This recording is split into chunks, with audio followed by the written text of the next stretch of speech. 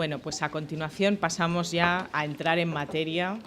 Ha sido una magnífica apertura académica de este curso. Bueno, yo soy Alicia Richard, soy la directora general de Digitales. Digitales es la patronal del sector tecnológico y nosotros lo que pretendemos es promover la digitalización en España y situar a España en un lugar relevante en el mundo en esta materia. Me gusta recordarlo porque así pues sabéis un poco a qué nos dedicamos. Pero antes de entrar en materia me gustaría saber cuántos médicos hay en esta sala. Por favor, levantar la mano. 1, 2, 3, 4 médicos. 5. Muy bien, pues nada, esperamos no decepcionaros con el debate que vamos a tener aquí a continuación.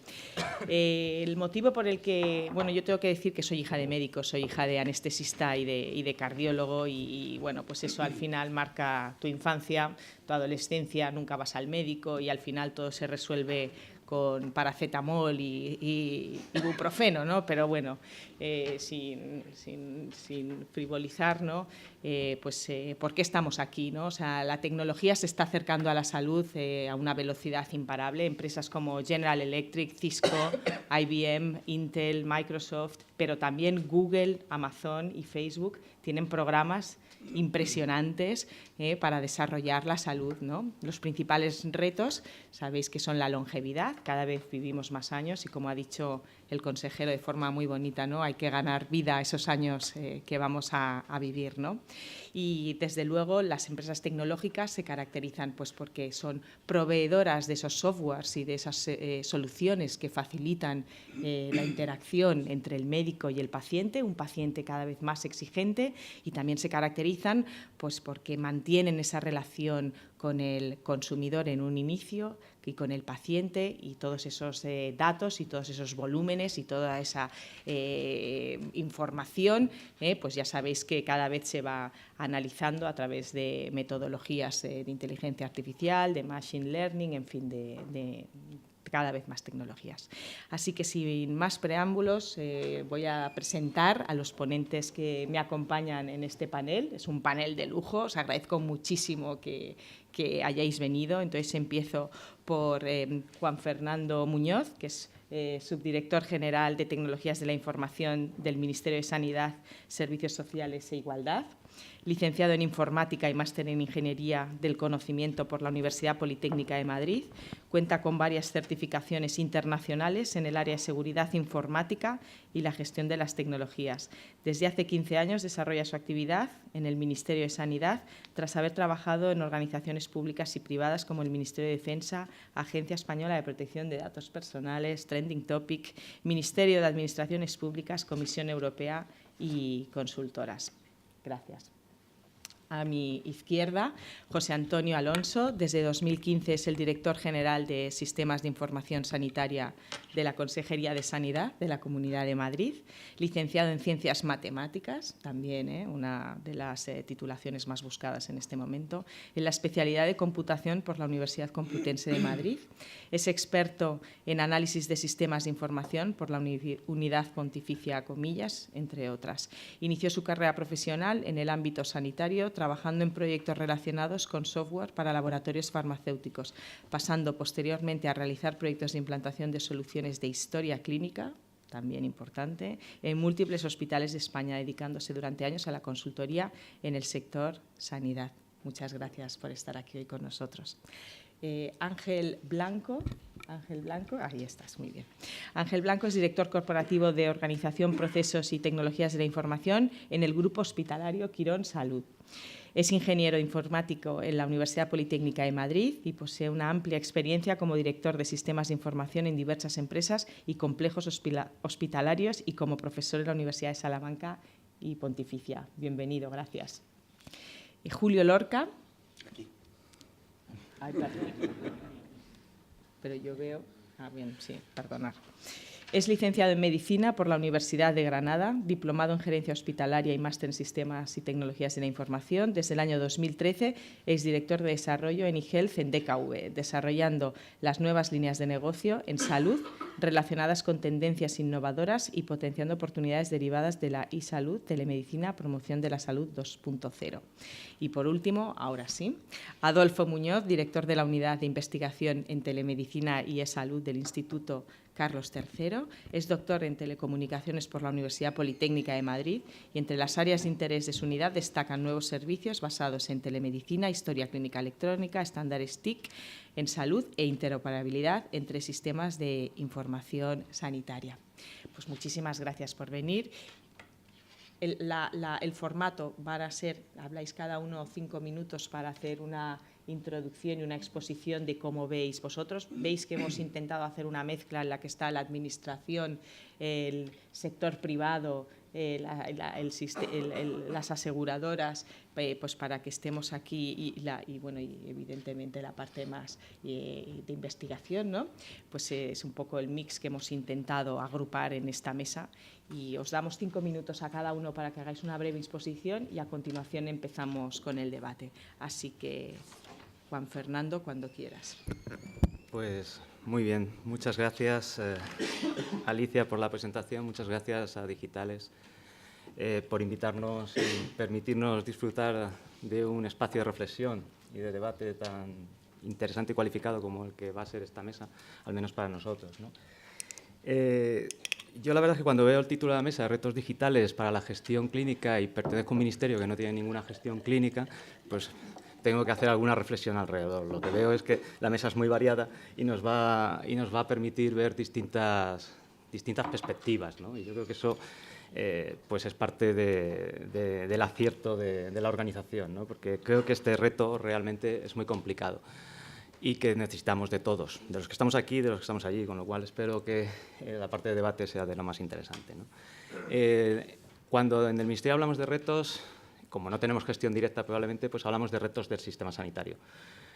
El apellido digital viene como un elemento habilitador o transformador, pero lo importante son los retos, ¿no? Yo llevo trabajando desde 2002 en el Ministerio y cuando llegamos allí pues teníamos un reto urgente, que era la cohesión de un sistema que se descentralizó por completo en 2002 y la cohesión de un sistema muy grande. El Sistema Nacional de Salud es en torno al 6%, significa en torno al 6% del PIB, 300.000 profesionales sanitarios de empleo directo.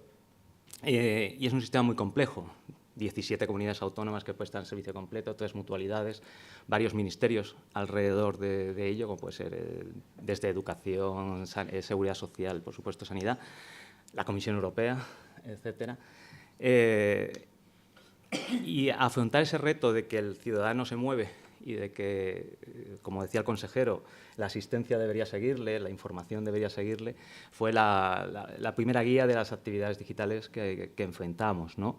Intentar dar esa solución a ese 10% de la población española que es atendida fuera de su comunidad autónoma, ¿no? Y para ello tuvimos que abordar una serie de actividades organizativas, es decir, Consejo de Ministros, Consejo Interterritorial, que hoy se reúne y por eso la ministra no puede estar aquí, porque como era su intención. Y a partir de ahí convenios entre todos los agentes que participan en este sistema, y que son muchísimos, realmente muchísimos. También aspectos legales. Hubo que introducir legislación que habilitara y que diera armazón legal a este intercambio de información en un sistema tan descentralizado, a nivel de leyes, reales decretos y directivas. Tenemos una directiva de cuidados transfronterizos para hacer esto también a nivel europeo. Económicos. Hay que traer algo de dinero que habilite, que impulse, puesto que si no es difícil, sobre todo, pagar aquellos elementos que son de todos pero no son de nadie y que permiten ese intercambio de información, ese trasiego y que vaya esa información detrás del paciente. Y finalmente, pues lo tecnológico y digital, que es a mí lo que me toca y que se sustancia básicamente en 3 grandes proyectos que están alcanzando ahora mismo su tope de madurez, ¿no? Uno es la tarjeta sanitaria, que es el primer elemento donde tuvimos que trabajar, para obtener un único identificador sobre un modelo que no estaba pensado así y que ahora mismo tenemos a todas las comunidades integradas. Y esto no fue fácil, fueron 8 años para conseguirlo, no por los temas siempre tecnológicos, sino los temas estos organizativos, legales y demás. Historia clínica digital, que lo que permite es acceder a tu información clínica, a un conjunto de tu información clínica relevante, independientemente de dónde estés, tanto al ciudadano como al profesional. y que ahora mismo cubre en torno al 78% de la población española y que tiene 180 millones de documentos a disposición tanto de profesionales como de pacientes. Y tiene ahora mismo unos 100.000 accesos por parte de los pacientes, que es lo que nos importa, como ha dicho el consejero, ese empowerment del paciente, mensuales a toda su información. Y finalmente Receta, que aunque ha sido la última, es probablemente uno de los servicios mejor valorados por el ciudadano. Ahora mismo estamos en un 90% de todas las recetas se dispensan sin ningún papel en todo el territorio español, llevamos de en torno a 1.000 millones de recetas. Y hablamos de 14 comunidades que ya están integradas de forma que lo que se prescriba en una pueda ser dispensada en otra, ¿no? Y cerraremos todo eso este año con todas las comunidades ya integradas y ya existe un cierto compromiso para hacer eso también con algunos países a nivel europeo. Y finalmente, empezaba por el reto urgente, pues acabamos con el reto importante, ¿no? La sostenibilidad, ese es el elemento, ¿no? Tenemos una grave presión por el envejecimiento de la población, por los costes de las nuevas tecnologías sanitarias y tenemos presupuestos restrictivos.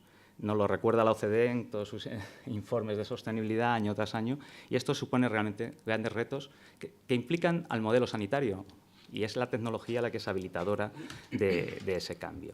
El consejero hablaba realmente lo que hay que hacer es cambiar ese modelo.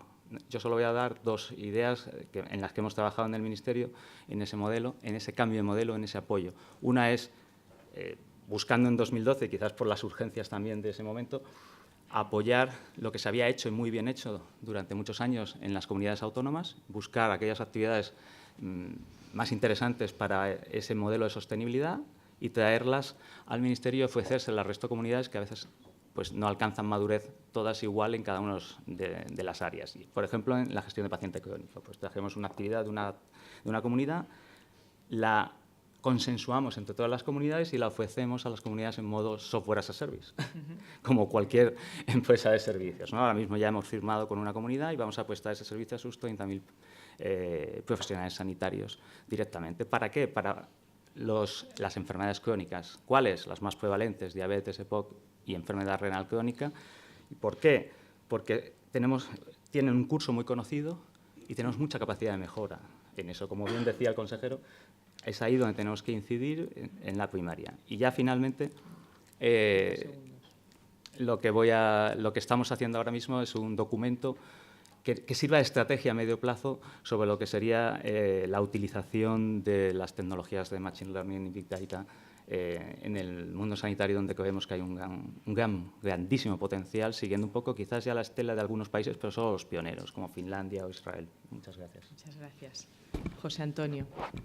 The floor is yours. 5 minutes. Gracias. Thank you. Muchas gracias, Alicia. Muchas gracias a la Asociación Española para la Digitalización por la invitación a esta mesa. Yo creo que tenemos importantes retos en el ámbito sanitario. Como ya se ha comentado, pues el envejecimiento de la población, la mayor esperanza de vida, el crecimiento de las enfermedades crónicas, la mayor demanda de servicios sanitarios. Necesitamos adaptar los recursos, tanto los organizativos sanitarios como los tecnológicos.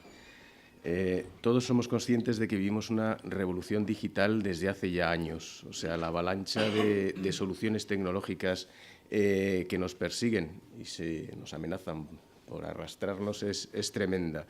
Pero no se trata de poner en marcha soluciones por ponerlas en marcha, sino de identificar necesidades de la organización y buscar cuál es la solución tecnológica más adecuada para darle solución. La transformación digital es necesaria, pero tenemos que tener en cuenta que es simplemente un medio, una herramienta para conseguir un fin más importante, que es la eficiencia de la sanidad y, sobre todo, el bienestar de nuestros ciudadanos. Yo he intentado hacer un resumen, seleccionar 6 retos que yo creo que son importantes y que tenemos ahora mismo todos encima de la mesa y que son principalmente la prevención, el tratamiento y el seguimiento del paciente crónico, la sostenibilidad de la sanidad, como he dicho antes, la interoperabilidad de los sistemas de información, como ha mencionado Juan Fernando, la ciberseguridad y el gobierno y la gestión del dato. En cuanto a la prevención, necesitamos hacer un cambio de paradigma. Se trata de cuidar la salud para no tener que enfermar o tener que cuidar esa enfermedad futura. Tenemos herramientas suficientes para acercar la sanidad al paciente, para favorecer el contacto con él, para tenerlo informado, para tenerlo implicado y empoderado, como decíamos anteriormente, y convertirle en sujeto activo de su sanidad, de su salud. Soluciones tenemos muchas, mi carpeta de salud, la Escuela Madrileña de Salud, programas de prevención, campañas informativas en la Consejería de Sanidad, luego sí no, hablamos de ellas. El segundo reto es el tratamiento y el seguimiento del paciente crónico. Ya el 45% de la población española mayor de 16 años tiene al menos una enfermedad crónica en este país. Bueno, pues esto también necesita de soluciones tecnológicas que también disponemos. De hecho, el paciente está más cómodo siendo tratado desde su casa que desplazándose a los centros de salud o a los hospitales. Tenemos soluciones de telemedicina, apps, equipos para monitorización, etcétera, etcétera. El tercer reto, la sostenibilidad de la sanidad. Está claro que el gasto sanitario es creciente y, por tanto, necesitamos buscar fórmulas que nos permitan, sobre todo, optimizar los procesos asistenciales, los procesos sanitarios y, bueno, pues ahorrar costes con inversión en TIC. Hay soluciones como puede ser el pago por eficiencia o el pago por resultados, que nos puede traer bastante ahorro económico y que tenemos que tener en cuenta. El cuarto reto, la interoperabilidad de los sistemas de información. Sabemos que tenemos una descentralización territorial importante en España. Tenemos diversidad de sistemas de información que tenemos que comunicar entre ellos. Hay proyectos importantes como el proyecto del Ministerio de Historia Clínica Digital del Sistema Nacional de Salud, que está ayudando bastante. Y tenemos que seguir trabajando en esa línea, no solamente en la interoperabilidad de sistemas, sino también en la interoperabilidad semántica, para que todos hablemos de lo mismo. El quinto reto yo creo que es la ciberseguridad. Yo creo que es un reto importante. Todos sufrimos el ciberataque global de WannaCry de hace ya un año, que parece mentira que haya pasado un año. Y bueno, pues tenemos que poner en marcha soluciones que nos garanticen la seguridad de nuestros datos. Desde la Consejería de Sanidad disponemos de centros de operaciones de seguridad propio, sondas de monitorización, soluciones antivirus inteligentes. O sea, que bueno, pues seguimos trabajando en esa línea porque creemos que es fundamental. Y el sexto reto yo creo que es el gobierno y gestión del dato. El dato es un activo fundamental para las organizaciones y debemos salvaguardar su seguridad, su accesibilidad y su veracidad. Para esto pues, también disponemos de múltiples herramientas que tenemos que ir poniendo en marcha. Y yo creo que, bueno, en resumen...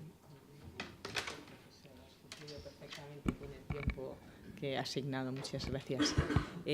Pues le damos la palabra a Ángel de Quirón, recordatorio. A ver, aquí hay un aparato ahí justo. Bueno. Gracias. Bueno, muchas gracias, Alicia, por invitarme a estar aquí a Digital.es. Es un foro familiar y agradable, ¿no? Como siempre, estar aquí en el Instituto de Empresa. Solo, vamos, comentar un poco dónde estamos metidos, dónde estoy metido yo al menos, ¿no? Que es, como alguna vez me ha pasado, que no se conoce suficientemente a pesar de la difusión que hacéis de ello. Tenemos 45 hospitales, 80 centros de especialidades, 300 centros de reconocimientos médicos y 35.000 trabajadores, solo por situar cada uno de su padre y de su madre, todos los modelos, el público, el privado, con José Antonio, el concertado, el médico que trabaja, como me decía antes Julio, para sí mismo dentro de nuestras instalaciones, etcétera, etcétera. Dentro de eso, bueno, la reflexión que quería compartir con todos vosotros es la que nosotros nos hemos hecho en este complejo mundo, que es una comunidad autónoma grande y dispersa, con algunos fuera de España incluso, como puede ser Perú, Emiratos Árabes o Portugal. Bueno, nos enfrentamos al mayor cambio en la historia de la medicina, un cambio que hasta ahora no habíamos vivido nadie de los que estamos aquí, y que es el paciente el que ha decidido que la sanidad es igual que el resto de los sectores, que nos trae el cambio de afuera a adentro, que ha decidido que lo que se hace en la sociedad también quiere hacerlo en el entorno sanitario, y el entorno sanitario deja de ser superior al usuario del mismo. Por eso creo que no estamos ante un cambio tecnológico. Los grandes cambios tecnológicos los hemos vivido desde hace años. Estamos ante un cambio social radical, y que no lo vamos a gobernar nosotros, sino que nos lo van a dar gobernado, y tenemos que aprender a sobrevivir en ese entorno de gobierno, como muchas de las empresas digitales nuevas que han venido y que habéis mencionado, y que no existían cuando han existido otro tipo de enfoques tecnológicos. Yo creo que el cambio está ahí, en el entorno social. La gente viene y nos exige que trabajemos con sus herramientas, con su móvil, no con nuestro móvil, o no con nuestra política de sistemas de interoperabilidad, como decía José Antonio. No, la interoperabilidad la decide el usuario, no ya nosotros. Si al usuario le vale un PDF, a nosotros nos tiene que valer el PDF y no una norma de la Comisión Europea. Y en el sentido que comentabais, porque cuando uno habla tercero, pues puede hablar sobre lo que han dicho los anteriores en la ventaja, y quinto mucho más, Julio. Pues que pasamos, por explicar de otra manera o por compartir de otra manera la cronicidad. A mí no me gusta mucho hablar de cronicidad, y pienso más que pasamos de una medicina de actos a una medicina continua.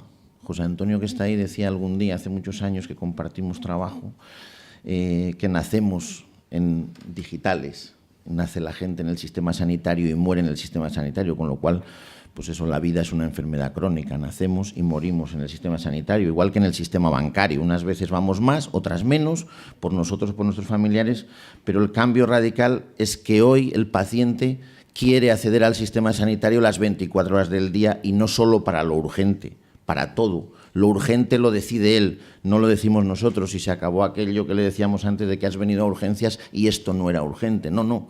Nadie le dice a alguien que comprar o leer un libro a las 2 de la mañana sea urgente o no urgente. Yo no me planteo, me voy a comprar un libro en el Corte Inglés online, por no decir Amazon, y me dicen, oye, ¿cómo se te ha ocurrido ponerte a leer a estas horas? Que no es urgente, ¿no? Si no has leído en toda tu vida, ¿no? Con ello creo que el cambio es de mucho más calado, y no lo gobernamos nosotros, ni nuestros gestores, ni siquiera nuestros políticos, ¿no? ¿Cuáles son las 3 características que diría yo fundamentales de este cambio? Pues que, lo ha comentado el consejero antes, la gente busca personalización, busca transparencia y busca inmediatez. Inmediatez, transparencia y personalización. Todo lo que hagamos lo van a estar viendo. Esto, que puede parecer un problema, es una ventaja, porque es lo que nos va a ayudar a mejorar, pero desde otro concepto. Con ello, pues, yo digo, tenemos 35 trabajadores, pero da igual, tenemos muchos otros fuera que son los que trabajan. El paciente es activo, busca servicio y no paternalismo, no busca venir, como decía José Antonio, a una consulta de revisión, sobre todo cuando no tiene ninguna patología. Y nosotros hasta hace poco, cuando hacíamos una biopsia, el siguiente paso era que el paciente venía a una consulta de revisión. No sé si os suena a los que sois médicos, que has comentado antes. Hombre, el siguiente paso de una biopsia será ver el resultado y ver si es patológico o no, porque si no metemos en el mismo circuito al paciente patológico que al que no le pasa nada. Y eso es un error de sostenibilidad del sistema sanitario. Y tenemos que hacer cosas donde está el paciente, y no solo en el hospital, que lo habéis mencionado antes, con el concepto también de hospital líquido o como le queramos llamar, hospital abierto o continuo, como se quiera. Claro, no hace falta hacer la anamnesis en el hospital. Yo, para decir mis antecedentes a mi médico, lo puedo hacer desde mi casa. Y si mi padre tuvo un infarto antes de los 50 años, pues lo puedo decir. No hace falta que estemos cara a cara para decirlo. Con lo cual, la asistencia, como Julio comenta muchas veces, puede empezar muchísimo, muchísimo antes. Ese sería uno de los grandes retos. Para concluir la intervención, ¿qué es lo que a nosotros nos ha cambiado la vida? Pues nos ha cambiado la vida que a día de hoy tenemos cerca de 700.000 pacientes online. Ningún hospital nuestro tiene 700.000 pacientes. Ningún hospital de ninguna red de los que estamos aquí tiene 700.000 pacientes. que esos pacientes a día de hoy en los sitios en los que más actividad hacen no son pacientes que se citen y que vean su póliza, no, son pacientes que tienen procesos asistenciales detrás, que el médico se relaciona con ellos, que si el paciente escribe lo lee antes de que venga, que si hay un resultado se le avisa de que tiene el resultado y se condiciona la cita de revisión a que el resultado sea patológico o no, o a que él quiera o no quiera venir en un momento determinado, porque los pacientes a veces entienden las cosas simplemente con leerlas y no hace falta que les citemos a las 12 de la mañana. El 25% a día de hoy son activos y como esto es totalmente transparente, cuando hacemos un TAC, el paciente ve que hemos hecho un TAC y ve que no lo hemos diagnosticado todavía. ¿No, Belén? Que lo hemos comentado alguna vez.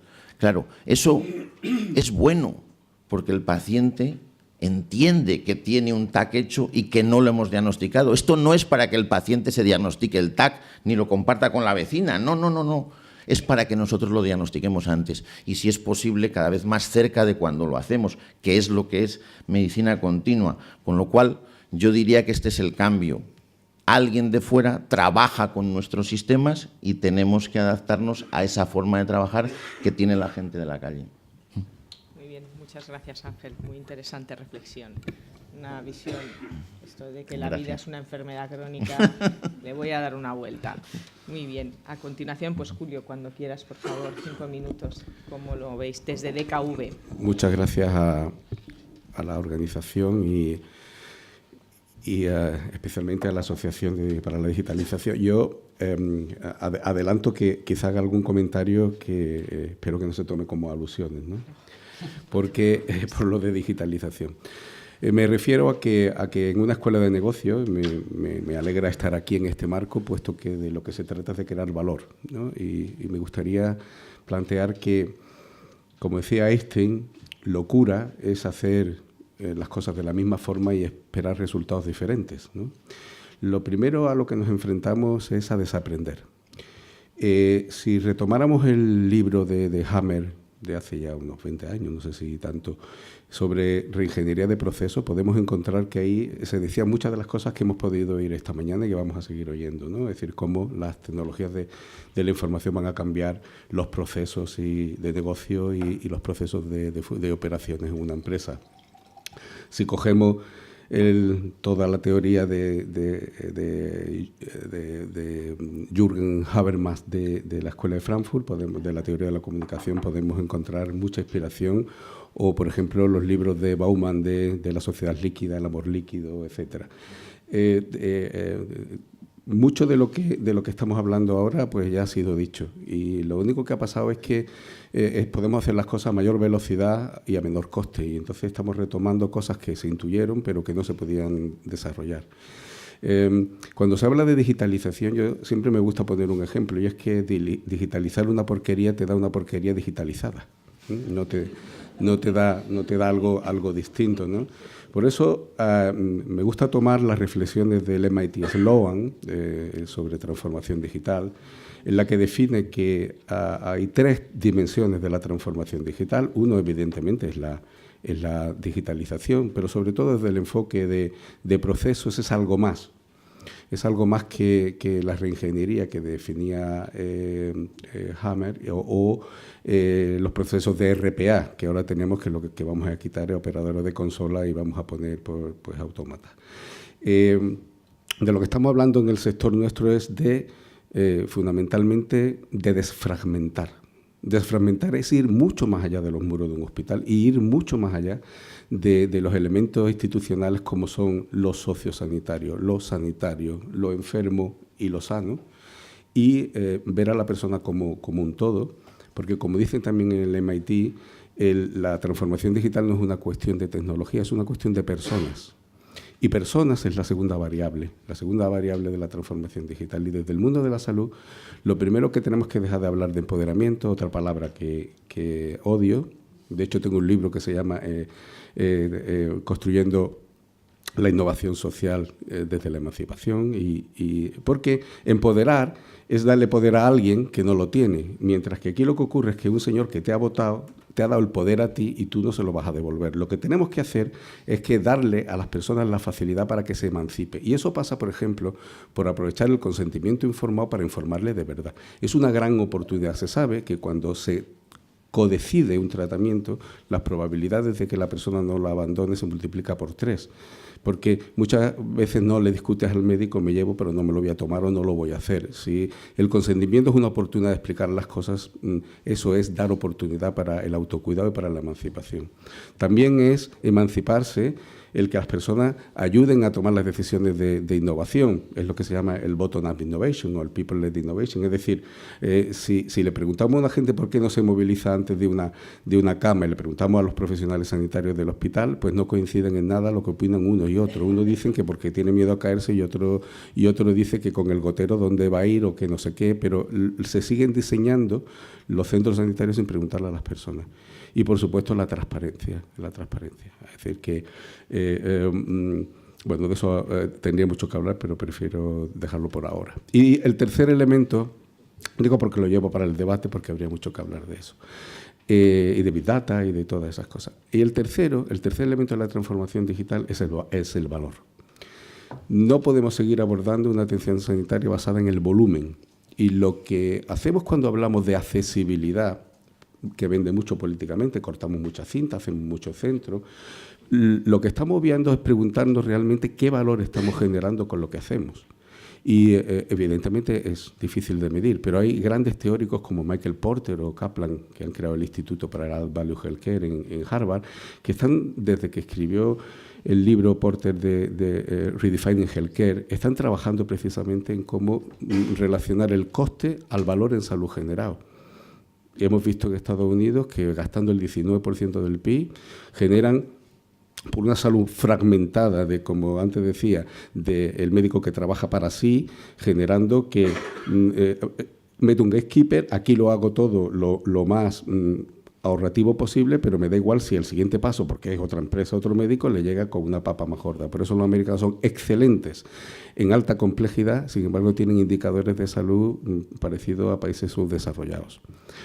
¿Y cómo se puede abordar el valor? Pues fijaros, voy a lanzarle a mi amigo y compañero de mesa elementos del siguiente tipo para la reflexión. Imaginaros que somos capaces de abordar el proceso completo de atención, que va desde que la persona tiene que ser dedicado en la escuela a oírse para poder explicar cuando tiene un problema en urgencia, que va desde enseñarte a hacerte una exploración y a entender lo que le pasa a tu hijo, y de ahí vamos construyendo en la atención primaria, en el hospital. La gente usa la urgencia cuando de verdad lo necesita, no lo usa físicamente porque las alternativas virtuales. Hoy, más del 90% de los médicos no tocan al paciente, pues porque no lo ve por una cámara, es decir, si no lo toca. Entonces, y cosas de esas, se piensa que se pueden evitar el 40% de las hospitalizaciones por descompensación, insuficiencia renal, respiratoria o cardíaca, un 40%, y un 75% de las visitas presenciales.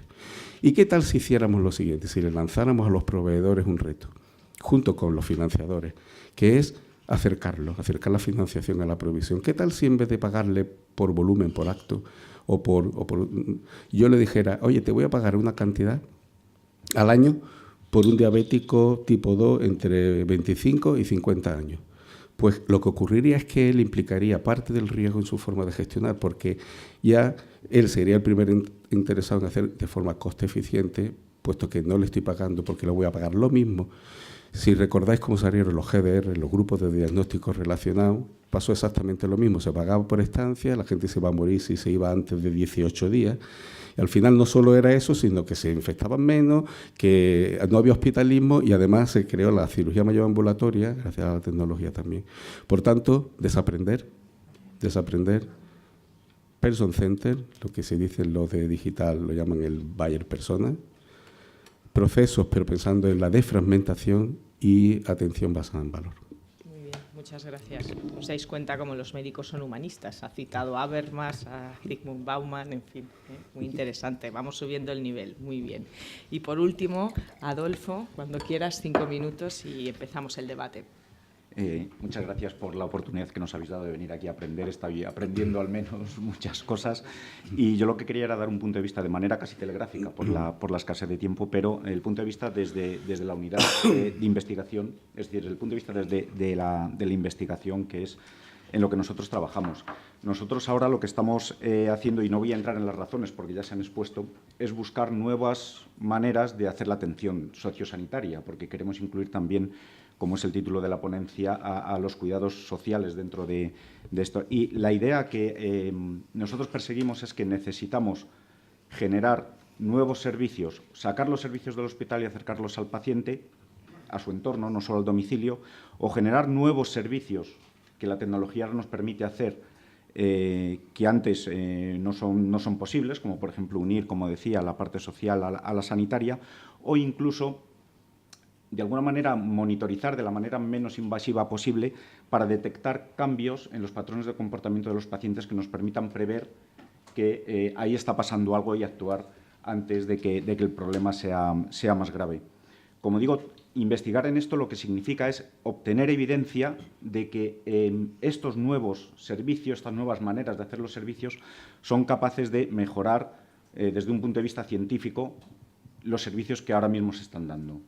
Para eso lo que nosotros hacemos es utilizar metodologías de ensayo clínico, digamos, para probar estos servicios. Eso sería un bloque de la investigación que nosotros hacemos, intentar obtener evidencia científica de que aquello es mejor. Y hay una segunda pata de nuestra investigación que hacemos ahora que quizá para entrar en ella merezca la pena pararse y reflexionar un poco del cambio que estamos sufriendo en la humanidad, podríamos decir, no solo en la sociedad, en la manera de que adquirimos el conocimiento.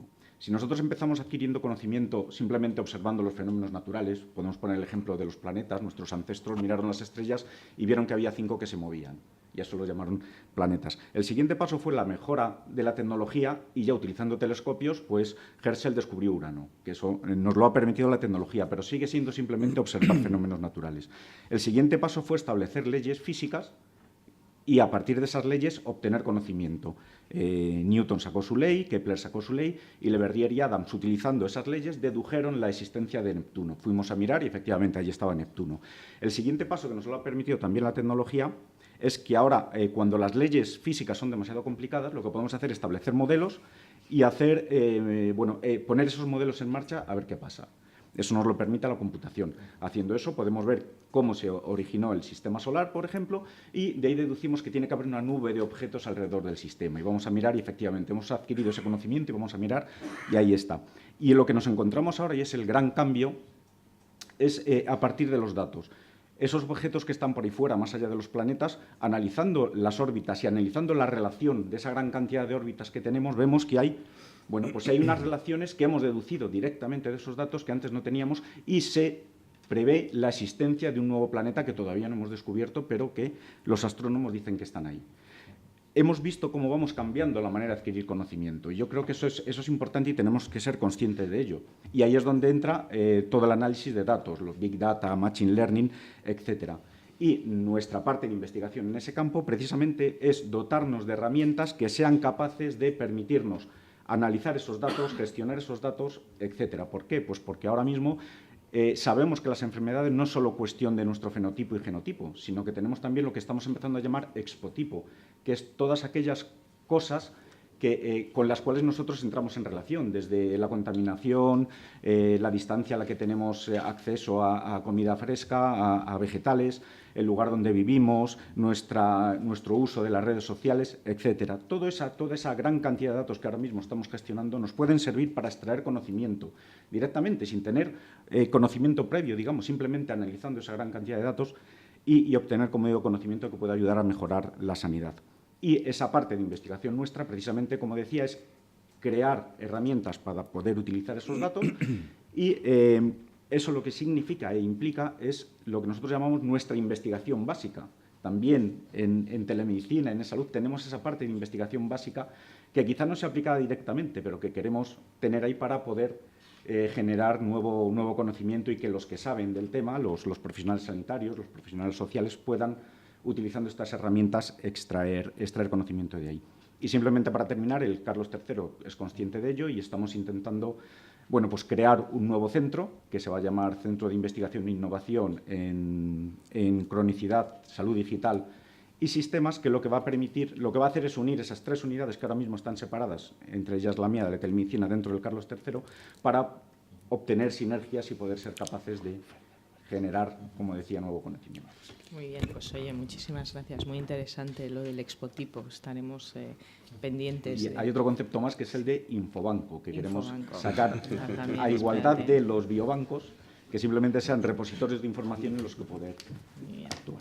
No paro de aprender en esta mesa. Bueno, pues hago un poco de recapitulación de las palabras que he estado escuchando conforme os veía hablar, ¿no? O sea, os oía hablar, os escuchaba, vaya. Los retos, pues el envejecimiento, la alta demanda, la longevidad, la prevención, pero la proactividad en esa prevención, el tratamiento del paciente como el centro, interoperabilidad, ciberseguridad, gestión de datos, consumerización de la sanidad, en definitiva, paciente, cambio cultural, valor. Bueno, pues todo eso es un poco el resumen, y ahora, pues si os parece, entro ya con las preguntas y ya, pues si queréis, vamos más al grano, ¿no? Juan Fernando, la primera es para ti. ¿Cuáles son las actuaciones que está haciendo vuestro ministerio para extender los servicios de acceso a la historia clínica digital? Pues estamos haciendo varias. Lo primero que se hizo fue traer dinero de Europa para inyectarlo especialmente en las comunidades autónomas y generar nodos regionales donde eso ya fuese también una realidad. A partir de ahí poner la infraestructura para interconectar todos esos nodos, y ahora mismo el siguiente paso, ya con una población protegida de 37 millones cubierta por este sistema de historia, lo que vamos a hacerles es dar un paso más, y lo vamos a poner en carpeta ciudadana en el Ministerio de Hacienda, con el resto de datos del ciudadano a disposición de todos los ciudadanos. Por supuesto, ya las comunidades lo tienen que hacer su desarrollo interno para que los profesionales lo puedan acceder dentro de su historia clínica, y como ha dicho José Antonio, pues es variada a lo largo de la geografía española. Y el otro elemento que estamos haciendo es que ya hemos firmado un compromiso con 14 comunidades autónomas y con la Comisión Europea para extender este proyecto con otros 22 países, en principio, que van a participar, de forma que una parte de esa información, la parte más crítica, es la historia clínica resumida, el patient summary en inglés, porque es distinto de nuestra historia clínica resumida, pero es un subconjunto, puesto que además fue dirigido por España en su definición, sea accesible desde cualquier profesional sanitario que se integre dentro de esta red, lo cual son largos y complejos, desde cualquier país que participe, y en el idioma del profesional sanitario que atienda al paciente. O sea, va un paso más allá de lo que sería el acceso propio del paciente, que ya se lo damos y que podría llevárselo al profesional, como mencionaba Ángel, de forma que salvemos algunas barreras que es mucho más difícil de hacer con un PDF, como es que uno ser atendido en el idioma del profesional sanitario. Entendemos que eso es una gran ventaja para España, que es un país eminentemente turístico, donde esta industria es muy importante, y nos aportaría una ventaja competitiva al estar desde el principio en ese proyecto, como hemos venido haciendo e incluso liderando desde una parte no solo tecnológica, sino clínica, de forma que podamos ofrecer al resto de ciudadanos de Europa ese acceso a nuestros profesionales, que, como también se ha mencionado por el consejero, es una de las sanidades más reconocidas a nivel europeo, en indicadores al menos, y en eficiencia, y a partir de ahí pues ir desarrollando este elemento. Muy bien, muy interesante. Y José Antonio, en la Comunidad de Madrid, ¿cómo crees que va a evolucionar esta historia clínica para incluir nuevos servicios? Perdona, sí que... Gracias. Bueno, pues yo creo que la historia clínica electrónica, tal como está planteada, va a evolucionar, y de hecho ya estamos en ello. La idea es que esta historia clínica electrónica se convierta realmente en una historia de salud del paciente, una historia que nos permita ver temporalmente todo el tránsito del paciente o todas las interacciones del paciente con la sanidad, desde su nacimiento hasta su defunción, y sea atendido en el ámbito sanitario que sea atendido, incluso con información también social y otro tipo de información interesante. Esto, finalmente, nuestra idea es que termine siendo un repositorio único de datos clínicos normalizada, información que pueda ser consumida por distintos aplicativos, tanto internos como externos, con las condiciones de seguridad necesarias. Y bueno, yo creo que el modelo de la historia clínica electrónica tiene que ir por ese camino. Pues la siguiente pregunta va a ser para Ángel. Sabemos que nos encontramos con un paciente que ha evolucionado, como comentabas, que es muy activo en ese proceso de búsqueda de información, ¿no? Y que busca pues, un servicio, como mencionabas, lejos del paternalismo en el que otras épocas hemos vivido, y no solamente en el hospital, sino en otros